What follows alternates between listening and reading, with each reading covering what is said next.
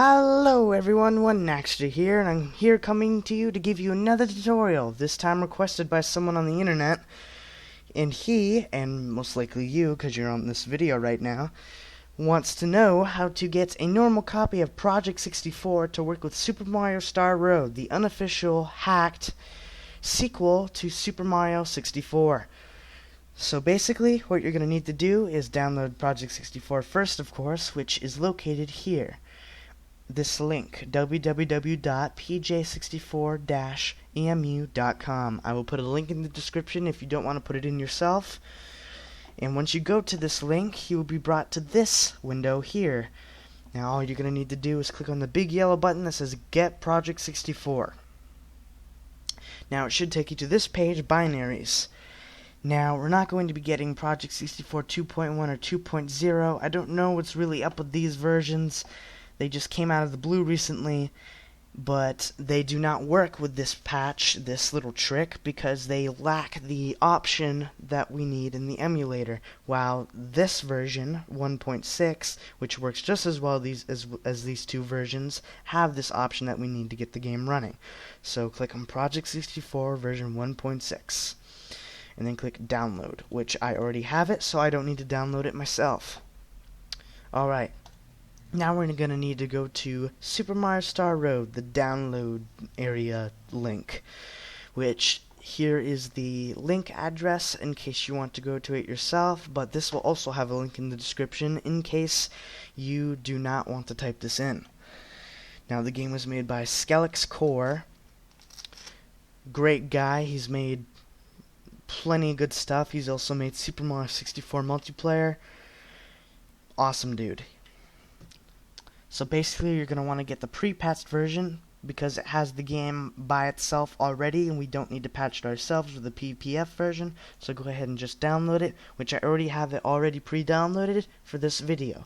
So we're going to go and we're going to go right here into your downloads folder or wherever your downloads to download to, and you're going to want to extract SM Star Road pre-patched with WinRAR or 7-zip or any extracting tool that you may use and is preferable to you.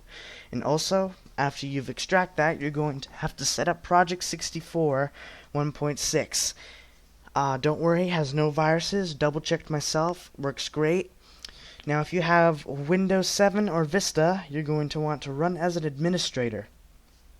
But if you have an early version of Windows, such as like XP or 98, which why do you still have Windows 98? You can just run it normally. Oh, you can also run as an administrator with Windows 8. And once you run it, you can just go ahead and straight install it, but I recommend installing it to a specific folder that you can remember to so you can add games and mods to it later.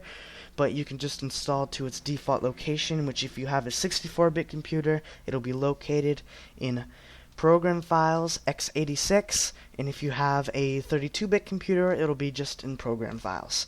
But whatever works with you. So once you've extracted Super Mario Star Road, you're going to want to copy the game right here. Since we're not using this pre-patched emulator, just copy the game. And then you're going to want to go to your Project 64 root folder, which mine is located in Games. That's not where yours will be located. And you're going to want to make a new folder called ROMs. So you can put ROMs in there. I already have it in with some other ROMs, as you can see. Now we're going to get it to work. Once you've created it and put it in, you're going to want to choose your ROM directory and locate to your ROMs folder in your Project 64 root folder. So then it'll come up here.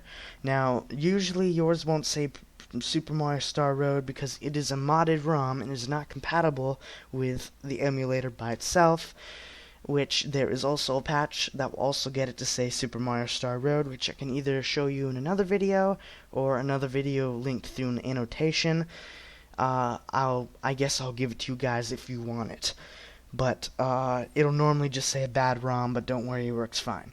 So what you're going to want to do to get it to work with the emulator is you're going to want to right click on the ROM, click Edit Game Settings, and then I'm pretty sure I haven't changed any settings to this ROM, despite the one that we need to change.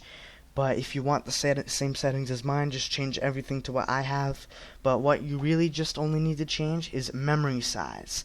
Normally it should be default or 4 megabytes, but considering the game has a higher resolution textures, new models, and bigger maps, than what the Nintendo 64 can usually handle, you're going to need to set it to 8 megabytes, and that's it. So click OK, and then boom, you're all set up to play the game. It should run just fine. Thanks for watching, everybody. I've been One Naxter. Hope you enjoy, and good luck.